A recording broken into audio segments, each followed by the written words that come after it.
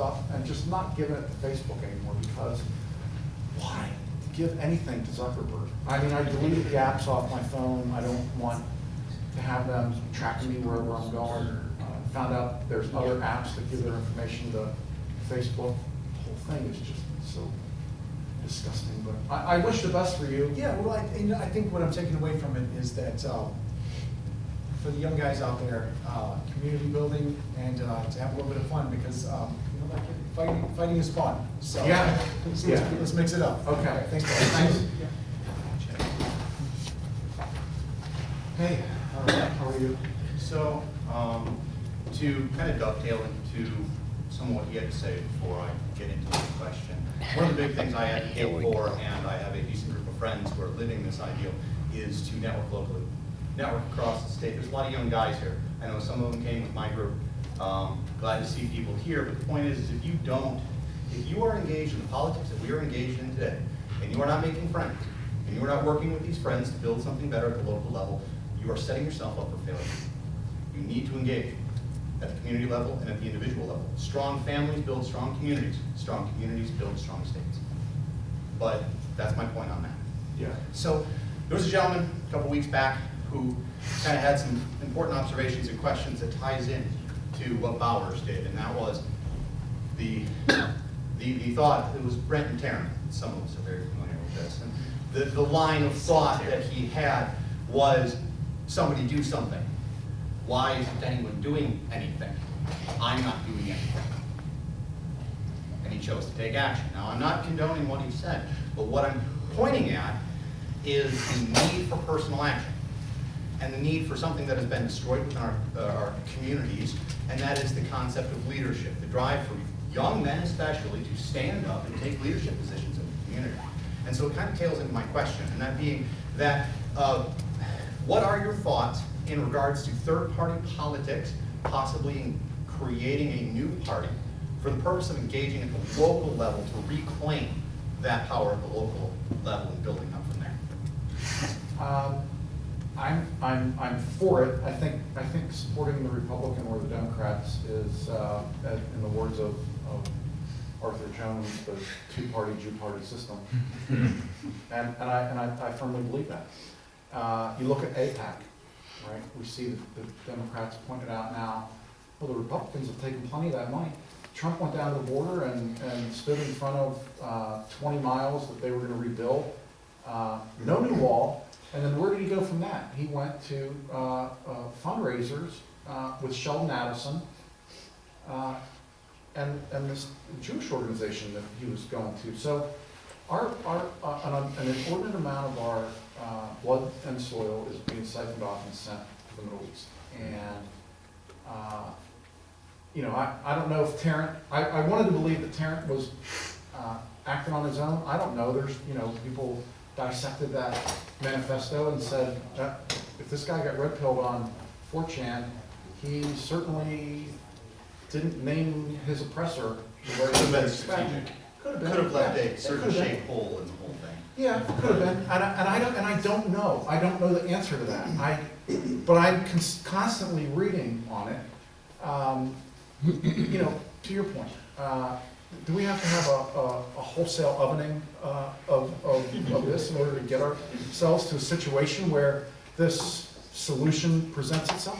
Do we have to have? Can we do this with a deportation? Do we have deport all the people out of our country who are trying to undermine our country? The ones who are working hardest to put upon us transgenderism and all of the debauchery, the pornography, and the other things that undermine our country, single motherhood and abortions and just all of it. You don't see in the Jewish culture interracial marriage largely, and I say that I'm married to a woman of Mexican descent. I am. And my first wife was white, my second wife was white, and I prayed to God for somebody who would love me. I did. I prayed to God for somebody who would just love me. And this is who I ended up with. And we have difficult discussions. We do. We have difficult discussions. And I say to her, look, why do you have to rail on this thing about, whites being attacked. Well, because we're being attacked, and I happen to be white, Why is it, I said last night, to John's family, I said, it's not the food, it's not the water, it's not the air or the grass or the trees in Mexico that makes it one of the most dangerous countries in the world, right? It's the people. She knows that. She knows it. And so, imagine having those discussions with your spouse, right? Marriage is already hard enough, and you're going to have conversations like that. Now, she can quote scripture. She knows the stories of the Bible. She knows the timeline of the Bible. She's got Christ in her heart. And so I guess to the people who question, what is my faith? Well, my faith is I can stand up for my race without necessarily standing on somebody else's. But I can also acknowledge the fact that there are differences in those races. In all of the races, there are differences. And am I suggesting that mine is superior? Absolutely. Without question, I believe that it is. Does that mean I have to denigrate every other race? No, it doesn't. But I can certainly point out the shortcomings, or when they're attacking us, I can point out they're attacking us because I'm white. And they can certainly point out when I'm doing something that's wrong, because I do things that are wrong. Doing them since I was born. I'm going to keep doing them. Not because I'm going out of my way to do them, because I'm not perfect. I am an imperfect man in an imperfect world, in an imperfect country. Knowing that, I have control over myself only, and how I react to what other people do. I don't know what any of the questions are in the rest of this line. Anybody in this room? Anybody I'm going to bump into the rest of today? But I can tell you, unless one of you decides to rush me, or somebody comes in with a weapon, I'm going to be pretty calm, cool, and collect. We're going to have a good conversation here. You might not like what I say, and I don't agree with what I say. We're going to have a discussion about it. I told you, I don't care what you get up there and ask me, we're going to talk about it, right? I've lived up to that, have I not? Mm-hmm. I will continue to live up to that. But, with regards to possible third parties, I think it's going to have to start at the local level, and I think you're going to always have to be on the guard that it's going to be infiltrated, and they're going to try to subvert it into something else. So, but look, knowing it is half the battle, right? Yeah. I encourage you to do something like that. I absolutely encourage you to do something like that. Because as I said, inertia is carrying us in a direction that's not good. So if you take that third exit and say, we're going to take a third position here that is not either of these two positions that we are accustomed to. There really is two sides of the same coin. So I think I would encourage you to do that, and I would trumpet your success as I see it going on. Feel free to reach out to me, and any way I can help, I will. Sure. Okay? I will do that. Okay, thank you. Thank you, Paul, so much for coming. Look at this guy that shows up. I have told you this, I am impressed, though, that you're Mr. Paul Nehlen and not Congressman Paul Nehlen. Yeah, no, I know. I see AOC up there walking the halls with transvestites. Right. And it's just, I have to laugh, right? Because what is my choice, right? Get angry? Right. It's got to be a bartender like her. Right. Yeah, but my question for you, I read a book a number of years ago. Dr. Thomas Loftunik wrote it, Homo Americanus, Child of Postmodern Age. And in the book, Sunak describes two versions of despotism, hard despotism and soft despotism. Hard despotism is characterized by state-enforced discrimination. Soft despotism manifests itself through private actors engaging in discrimination and enforcing of the zeitgeist. An example would be, of course, the SPLC or ADL disparaging people, using the internet to ruin reputations and whatnot. Twitter selectively. Correct. Private actor, Twitter, eliminating your ability to tweet. And I think that you dealt with both forms of despotism. I mean, even with your example of how the FBI wouldn't assist you, that is a form of despotism. They are giving preferential treatment to other people based upon their protected classes or whatnot. How have you been able to navigate that minefield and still be successful? I think it might be because of you being an entrepreneur, you are not subject to the whims of an employer who might terminate you. But you know, if you have any commentary that you could provide as to how people can overcome both state or private-based discrimination, things that you may have had to deal with on a personal level. Yeah. And then also another question I had for you was a number of years ago, the so-called alt-right was very active. There was a lot of excitement in the air. There was a viable movement, and it pretty much just dissipated probably about a year ago. I don't know if you have any opinions as to whether we will see a movement like that again. If so, how we can invigorate it so as to confront the enemies of our people. What other questions? They were a little bit too complex. Could you sum up this? I wrote him down because I knew he was going to ask me complex questions.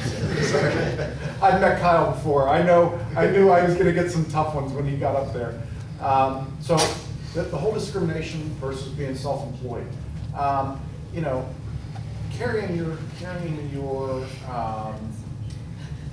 politics or your beliefs out in the open into your business life, it's fraught with risk, right? Do I lead with my politics when I'm doing my business? No, I lead with, I design better equipment than my competitors, and you're going to save money and time and resources, and you're going to have a better situation. Do people attack that? Sure they do, absolutely. And I retaliate when I find out those attacks are happening. But there is some measure of insulation that by working on my own and through selected partners, insulates me so that I can have a conversation. Now, I'm not going and renting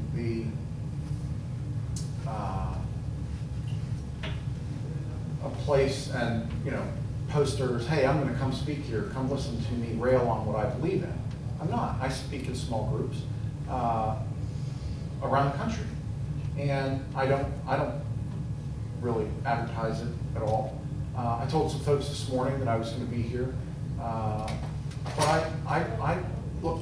I firmly believe in my First Amendment right to assemble and to my free speech, and the reason I pushed forward that shall not censor legislation was because I believe all legal speech should be protected on social media. I think we should all be able to say legal speech. You shouldn't be able to post child porn or anywhere, right? You shouldn't be able to do things that are against the law. But if your free speech is contrary to what the current ruling class doesn't like, well, that doesn't, it's not raised to the level of legal statute. Settled case law doesn't protect what somebody doesn't like. And then to your question about the alt-right, about a year ago, might have been, or 17, I had,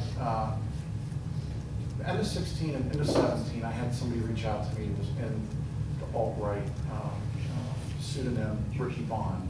And this person reached out to me through somebody else, told me who he was, Douglas Mackey, and that he wanted to help me on my campaign. And I said, okay, what do you do? And he goes, I'm kind of like an idea guy. I've got, send me leads. And if it's good, I'll, push on it. He liked that I was pushing on the Shawnee Central legislation. Long story short, this guy floated me a contract late in the year, October. I read this contract and said, this is like magic beans. What is this guy talking about? He's going to data mine my contacts through Facebook and some other sources that he had exclusive access to, and he was gonna help me raise funds. And I said, okay, well, I'll tell you what, I'll give you access to my Facebook. I gave him access to my Facebook for 3 months. He was able to log into my business account, and he was able to post things and try to get more likes and follows and things like that. He raised a total of zero, literally zero. You know, you laugh, you go, well, okay, well, what was he doing for 3 months? Well, so 3 months goes by, and I think, this guy wants, you know, $2,500, $3,500, I don't remember what it was, but it was not an insignificant amount of money a month to help me with my campaign. And I just canceled him off the Facebook, you know? I just took him off that he didn't have any access to it. And within 2 weeks, he was on podcasts and talking negatively about me. And all of a sudden, I get people looking into my FEC reports. I put $100,000 of my own hard-earned money into my account, you know, and it's, so by then, that I had so many attacks that the only people that were working on my campaign was basically my wife and I. She was doing all the fulfillment for shirts and books and letters and all this, you know, me answering letters. She did all the work. She set up, I had 30 public town halls. She set up all, some of them we had security at, set up all that, I mean, all of it. And, you know, so you can't basically really work while you're running for office. It's very hard. I had this Ricky Vaughn guy attacking me, so I doxed him on Gap. And people lost their marbles about that. And I said, look, here's a guy who's undermining the alt-right. Here's a guy who says he's for the alt-right. And he's in the background trying to live this life of, I'm gonna be a political consultant. I'm gonna take money from politicians who are willing to risk their everything, really, to stand up and you know, at the time, I was still talking to Cantwell, and he reached out and he goes, you know, what's the deal with all this? And I said, Cantwell, I'm gonna send you the contract that this guy, Ricky Vaughn, sent me. And the group that he was working with was based out of New York City. I'll let you guess who was behind this all. I know you'll be completely shocked. Oy vey, oy vey. Oy vey, oy gavalt. It was the Muslims. Yeah. Obviously. Yeah. So, you know, I took a bunch of punishment for that, and I'd do it again in a heartbeat. I would. Now, I've got, in my phone, I've got Tucker Carlson's phone number. I've got so many people's numbers in my phone. I would go, I was trying to get on Sean Hannity, and I had his cell phone number. And I texted him once a day for like a week straight. Finally, whoever his handler woman is, she was losing her marbles. She reached out to a common person and said, how does he have his number? I want to know who gave him his number. And I reached out to Steve Bannon, who I was still friends with at the time, who I found out is a Christian Zionist.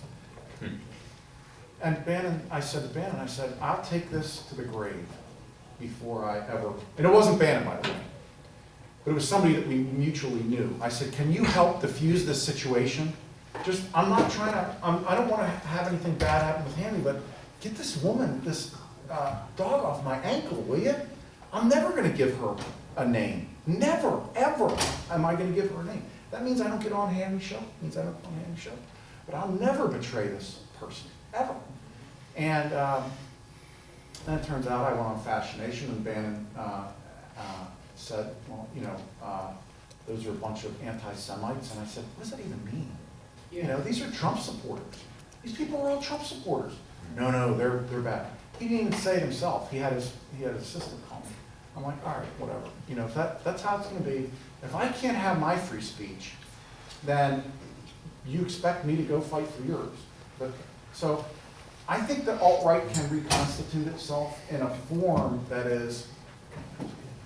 I know one time you were close to Richard, and Richard was you know, critiquing me from the side, and I looked at that and I went, Richard Spencer's critiquing me, and. I believe no enemy to the right. I mean, we all. Yeah, sure. I want to say that. I want Right. to say that too. And I said, I don't know what he's really done in his life. To get to the point where he can sit on a perch and critique me, I mean, he's not had, almost 20,000 employees around the globe, and created new things, and new jobs, and new markets, and new products, and looked after people's ability to raise their family and their place in the world. And now he's gonna tell me that I'm running my campaign wrong, and not even reach out to me directly and say, hey, I wanna talk to you about what you're doing, give you some suggestions. No, I'm gonna go on a podcast, and I'm gonna talk about Paul Nehlen for an hour. And I looked at that and I went, that's no kind of leadership. That's undermining me. So go ahead, do whatever you want. Go out, and if you think going to universities and talking to, owning the libs is the way to the future, the way to win the future, God bless you, go do it. Have fun. One, I hope you're successful. Show me another example in history of the world where that's been successful. And get back to me. He never will, right? But everybody's finding their own path. They're all different attack vectors. If they all are able to get into some sort of alignment, or not even alignment, but it puts us in some 4th or 5th generation warfare that gets us moved in the right direction, hey, great. If everybody starts to realize that the solutions are in these books here at the end, and they can find their peace in Jesus Christ and the God and the Holy Spirit, they're not going to be affected. I'm going to leave here today. I'm going to think every Wednesday we've got a Lent meeting. We have a Lenten service where we bring in crock pots full of food, and we all eat together as a church. It's magnificent. We have a service afterwards, service on Sunday. I'm going to think about what I'm going to be taking on Wednesday. I'm going to be thinking about some suppliers that are working on product for me. I'm going to be thinking about my wife and the neighbor kids and what they're doing today. I'm not going to lose my marble over the Jews. I don't give them that energy. I talked about what I talked about here today because I don't want you to be afraid to talk about what I talked about here today. I wanted to make sure that you realize I firmly believe I am a Christian. I am going, I've already been saved. I've already suffered that. That atonement has already happened for me. Amen. So I want you to have that peace in your life as well. Well, thank you very much. Thank you very much. Hey, can we just Google Richard Spencer, because maybe I'm the only one here who doesn't know who that is. Okay. Yeah, you can. He's on YouTube. He's all over YouTube, and he's got a position that we're not going to have a solution until we segregate ourselves from the other races, because the other races we're incompatible with each other. And I don't exactly know what his thoughts on how we're going to get there. I don't. What's he do? I think he's got a trust fund. If I'm not mistaken, he's a trust fund kid and never really done anything in his life other than he appeared out of somewhere and Spencer, that's true. yeah, loosely associated with Bushy somehow. I don't understand it. But hey, God bless him. I don't want any bad things to happen to him. I hope he has a good life and things work out. I don't see him as an enemy. I question maybe some of his motivations, but I wouldn't shun him if he walked in the room. I'd welcome him in the room. I'd want to have some great conversation. Yes, sir. Hello, Mr. Good morning. Good morning. Good morning. Yeah, it's still morning. Nope. No? Whoa. My name is Joseph Feinberg. Joseph, it's nice to meet you. Oh, I Feinberg. live in Jackson. Okay. And I have two questions I'd like to ask. And at the same time, I wanted to ask if we could autograph your I'd love to do that. And for anybody, sure, yeah, sure, yeah. Joseph, oh, you already got it. Oh. You got it. Right out where they make us. Oh, sure, yeah.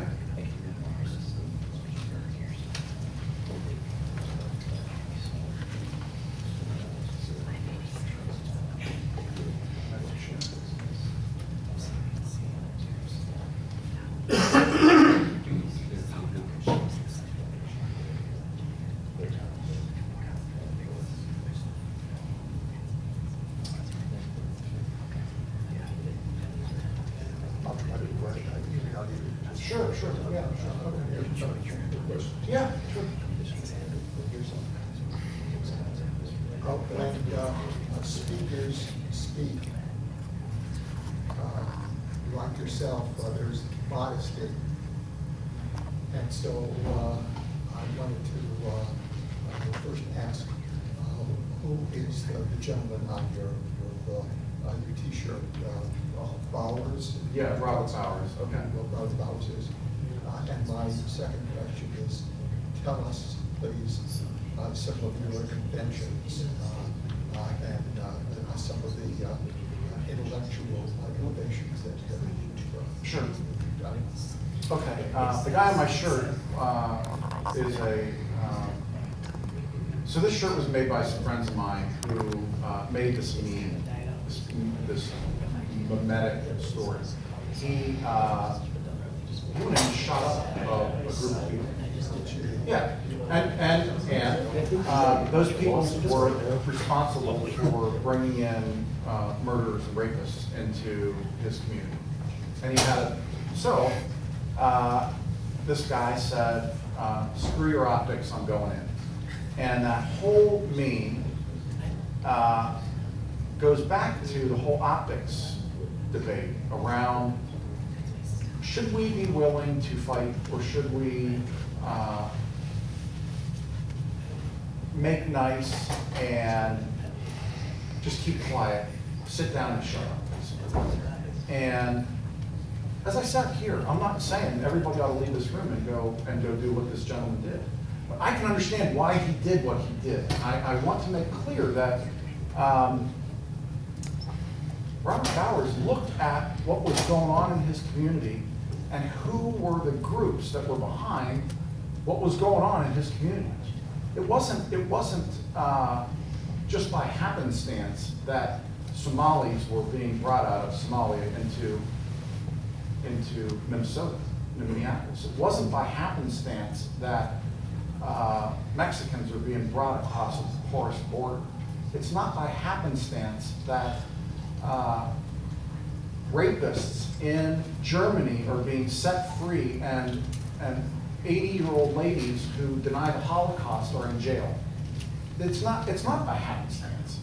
If something is truthful, you shouldn't have to put a law in place that says you can't deny it, you can't argue about it, you can't talk about it, you can't bring up the fact that a modern crematorium takes an hour and you would have had to been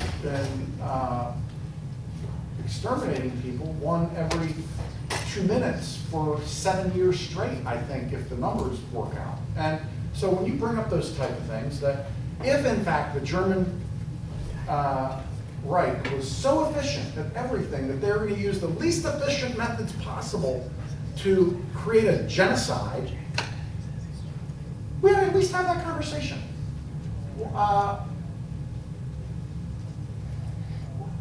But we can't have that conversation because we're going to make it illegal to even have the conversation.